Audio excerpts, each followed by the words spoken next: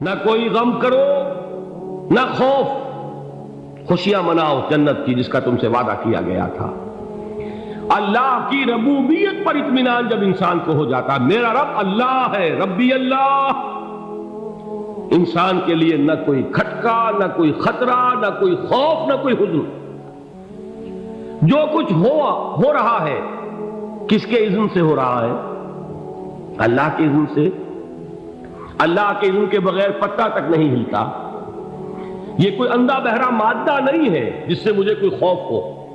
اندھا بھینسا چلا آ رہا ہو اس سے تو ڈرنے کا ہر انسان کو ڈرنا چاہیے، نہ معلوم کس کو ٹکر مار دے۔ لیکن نہیں، اس کائنات کو چلانے والا ایک سمیع و بصیر خدا ہے، وہ جو میرا دوست ہے، میرا ولی ہے۔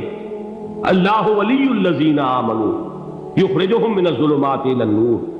اللہ اہل ایمان کا ولی ہے، ساتھی ہے، پشت پناہ ہے، مددگار ہے، حمایتی ہے۔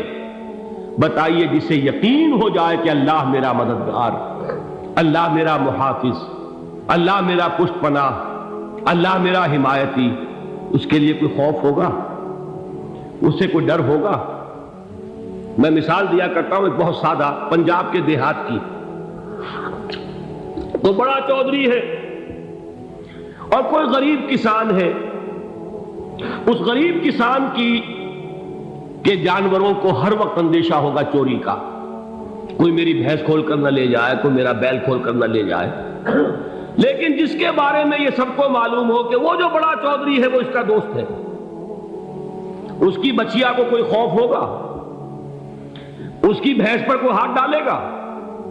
اسے کوئی اندیشہ ہوگا؟ نہیں۔ کیوں؟ کہ وہ بڑا چودھری، بڑا اس کا یہاں کا سردار، جاگیردار، سب کو معلوم ہے وہ میرا دوست ہے، کوئی میرے خلاف اقدام نہیں کر سکتا۔ اس دنیا میں یہ چھوٹی سی بات اگر آپ کے دلی اطمینان اور سکون کا باعث بن سکتی ہے تو ذرا تصور کیجئے۔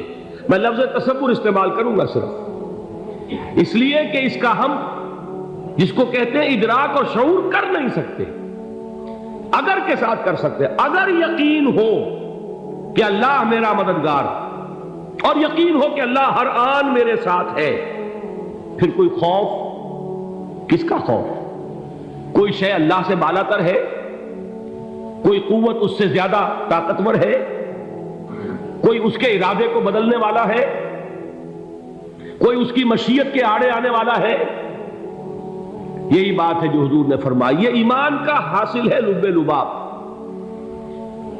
کہ دیکھو اچھی طرح اس بات کو ذہن نشین کر لو، اگر تمام انسان مل کر تمہیں کوئی نقصان پہنچانا چاہے نہیں پہنچا سکتے، مگر جو کچھ اللہ نے لکھ دیا ہو، اور تمام انسان مل کر تمہیں کوئی نفع پہنچانا چاہے نہیں پہنچا سکتے، مگر وہ شے جو اللہ نے طے کر دی۔ آپ پھر میں کہوں گا ذرا طاری کیجئے، اسے فرض کیجئے، اسے سوچئے۔ اگر اس حدیث پر ہمارا دل ٹھکا ہوا ہو تو کسی سے ڈر ہوگا؟ یہ مجھے نقصان نہ پہنچا دے، یہ میری رپورٹ خراب نہ کر دے، یہ میری انکریمنٹ نہ رکوا دے، یہ میرا یہ نہ بگاڑ دے، یہ میرا یہ نقصان نہ پہنچا دے۔ اس کا ڈر، اس کا ڈر، اس کا خوف، اس کی خوشامد، اس کے لیے جا کر طرح طرح سے اپنی عزت نفس کو ذلیل کروانا اس کے سامنے، یہ سب کچھ کیوں کرتا ہے انسان؟ جب سمجھتا ہے کہ اس کے ہاتھ میں میرا کوئی نفع ہے، اس کے ہاتھ میں میرے لیے کوئی ضرر ہے، یہ مجھے کوئی غضب پہنچا سکتا ہے، یہ مجھے کوئی نقصان پہنچا سکتا ہے، یہ میرا کوئی کام بنا سکتا ہے، یہ میری کوئی ضرورت پوری کر سکتا ہے، اسی کا نام شرک ہے۔ جہاں آپ نے یہ سمجھا کہ غیر اللہ کے اندر کوئی طاقت موجود ہے، وہی شرک ہے۔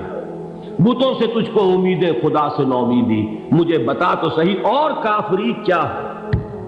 شرک تو یہ ہے۔ جس پر بھی تمہیں یہ خیال ہے، کلمہ ہے یہ کلمہ سوم، لا حول ولا قوت الا باللہ، ذرا اس پر دل کو کبھی اگر آپ تصور کریں، پھر فرض کریں، دل ٹھک جائے اس پر، کوئی طاقت نہیں۔ یہی بات تھی جو شیخ عبد القادر جیلانی رحمۃ اللہ علیہ نے اپنی وصیت میں اپنے بچے سے کہی۔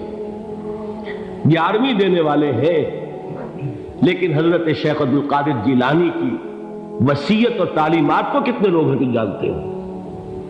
یہ جن مقامات تک پہنچے ہیں وہ کس چیز کی بدولت پہنچے؟ انہوں نے جو پیغام دیا وہ کیا تھا؟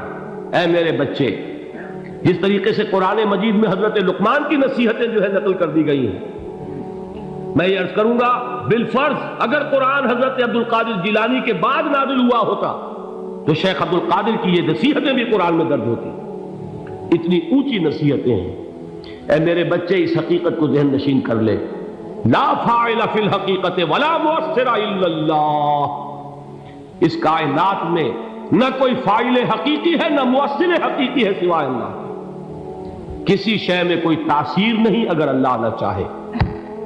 آگ جلا نہیں سکتی اگر اللہ نہ چاہے، پانی ڈبو نہیں سکتا اگر اللہ نہ چاہے، زہر ہلاک نہیں کر سکتا اگر اللہ نہ چاہے، کوئی چیز فائدہ نہیں پہنچا سکتی اگر اللہ نہ چاہے۔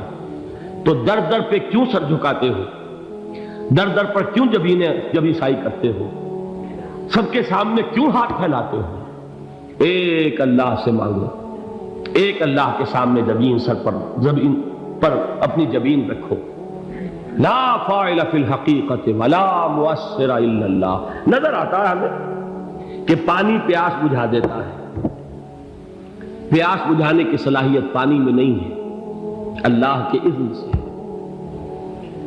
کھانا بھوک مٹا دیتا ہے، بھوک مٹانے کی صلاحیت کھانے میں نہیں ہے، اذن رب میں ہے۔ دیکھیے یہی یقین تھا حضرت موسیٰ علیہ السلام کا واقعہ یاد کیجئے۔ سامنے سمندر آ گیا ہے، قوم دیکھتی ہے پیچھے کہ گرد و غبار کا طوفان۔ معلوم ہوا کہ فرعون اپنے لشکر سمیت آ گیا۔ لشکر جب چلتا تھا تیز رفتاری کے ساتھ تو گرد و غبار کا جو طوفان اٹھتا تھا اس کا تصور کیجیے، اور لمحہ بلمحہ وہ قریب آ رہا ہے۔ پوری قوم نے کیا کہا؟ اے موسیٰ انا لمدرکون، اے موسیٰ ہم کو پکڑے گئے۔ قرآن مجید نے تو یہاں وہ باتیں نہیں لکھی ہیں، لیکن تورات میں یہ درج ہے کہ بنی اسرائیل جھگڑنے لگے، دست و گریبان ہو گئے موسیٰ کے ساتھ۔ موسیٰ نے یہاں مروایا لا کر، اس سے تو ہم ہی بہتر تھے، وہاں کھانے کو ملتا تھا، زندگی تو تھی، بیگار ہم کر رہے تھے، موت تو نہیں تھی۔ اب جو کچھ ہوگا اس کا تصور کرو، جس طریقے سے ہمارے ٹکڑے اڑائے جائیں گے۔ تو لڑ رہے ہیں حضرت موسیٰ علیہ السلام سے۔ یہ تورات کی تفصیل ہے، قرآن میں صرف اتنا آیا ہے، پریشان ہو کر انہوں نے کہا انا لمدرکون، موسیٰ ہم کو پکڑے گئے۔ اس وقت موسیٰ کا جواب کیا ہے؟ کلا ان معی ربی سیہدین، نہیں، میرے ساتھ میرا رب ہے، وہ راستہ دے گا۔ بتائیے کہاں راستہ نظر آ رہا ہے؟ یہ ہے ایمان بالغیب۔ راستہ نظر نہ آئے تب اللہ پر یقین ایمان ہے۔ جیب میں پیسے ہوں اور تب دل کو اطمینان ہے تو ایمان کس پر ہوا؟ پیسے پر، اللہ پر نہیں۔ جب وسائل و ذرائع نہ ہو اور پھر یقین ہو کہ اللہ مسبب الاسباب ہے، وہ اسباب کا پابند نہیں ہے، وہ اسباب کا محتاج نہیں ہے، اسباب اس کے محتاج ہے۔ اگر یہ یقین ہے تو اللہ پر ایمان ہے، یہ نہیں ہے تو تمہارا ایمان اسباب پر ہے، وسائل پر ہے، ذرائع پر ہے، مادیات پر ہے، اللہ پر نہیں۔ اس وقت کہاں راستہ تھا؟ کوئی راستہ تھا؟ سمندر ہے اور ادھر سے لشکر آ گیا ہے۔ کلا ان معی ربی سیہدین۔ اب دیکھیے ایمان کہہ دینا آسان ہے، ہوا معکم اینما کنتم، جہاں کہیں بھی تم ہوتے ہو اللہ تمہارے ساتھ ہوتا ہے، لیکن اس کا یقین قائم ہو جائے تو زمین و آسمان کا فرق واقع ہو جائے۔ یہی بات ہوئی حضور کے ساتھ۔ غار ہے، چھپے ہوئے ہیں محمد رسول اللہ اور آپ کے وہ یار غار ابو بکر صدیق رضی اللہ تعالی عنہ۔ اقبال نے حضرت ابو بکر کی شان میں چند اشعار کہیں صرف، لیکن واقعہ یہ ہے کہ بھاری بھاری نظموں پر اور قصیدوں پر بھاری ہے، طویل ترین نظمیں اور قصیدے ہوں ان پر بھاری ہے۔ ہمتیں ابو بکر کی ہمت جو ہے، کشت ملت را چوں ابر، جیسے بارش سے کھیتی اپجتی ہے، ابو بکر کی ہمت اور عزیمت اس امت کو اسی طرح سینچنے والی ہے۔ ثانیے اسلام و غار و بدر و قبر،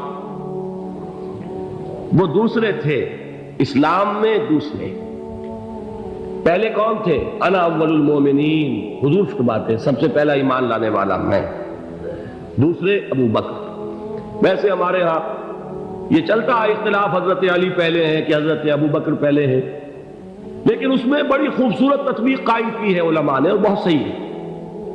چار کے بارے میں فیصلہ ہی مت کرو کہ کون پہلے، ان کی ایک عجیب تقسیم کر دی ہے۔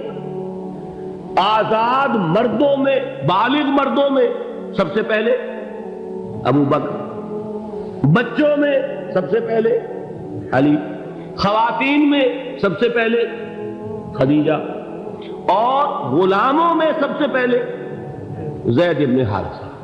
بڑی پیاری تقسیم ہے، یہ چاروں ہی پہلے ہیں۔